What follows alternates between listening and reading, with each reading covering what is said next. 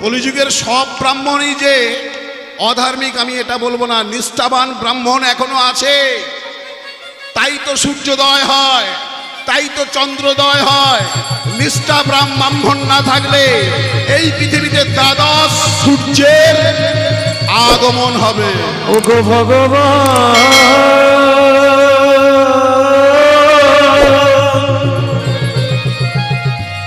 একটা সূর্যের তাপ আমরা সহ্য করতে পারছি না, ঘরে ঘরে এসি লাগাচ্ছি। আর দ্বাদশ সূর্য যেদিন এই পৃথিবীতে উদয় হবে সেদিন কি অবস্থা হবে?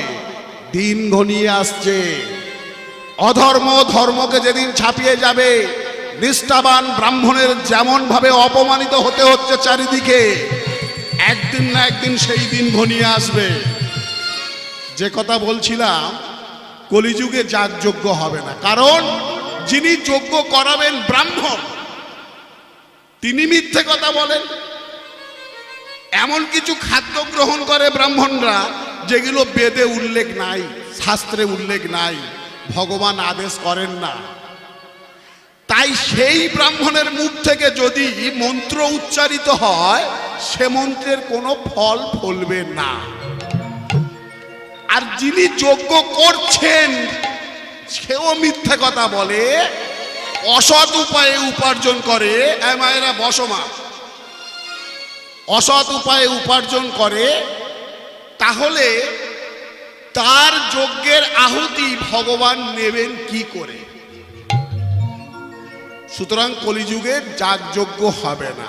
আর যজ্ঞে সব থেকে যেটা বেশি প্রয়োজন সেটা হলো ঘৃত, ঘি।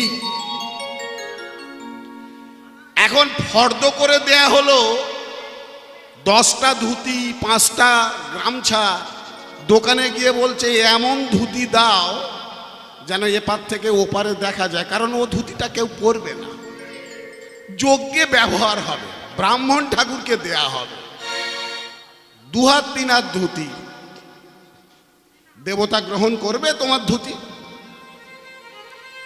এমন গামছা আনে কোমরে পাক দেওয়া যায় না।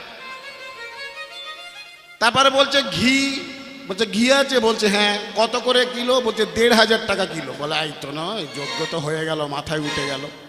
আচ্ছা কম দামে ঘি নি? বলে আছে। কত করে? 150 টাকা কিলো। বলে ওই 1 কিলো দাও।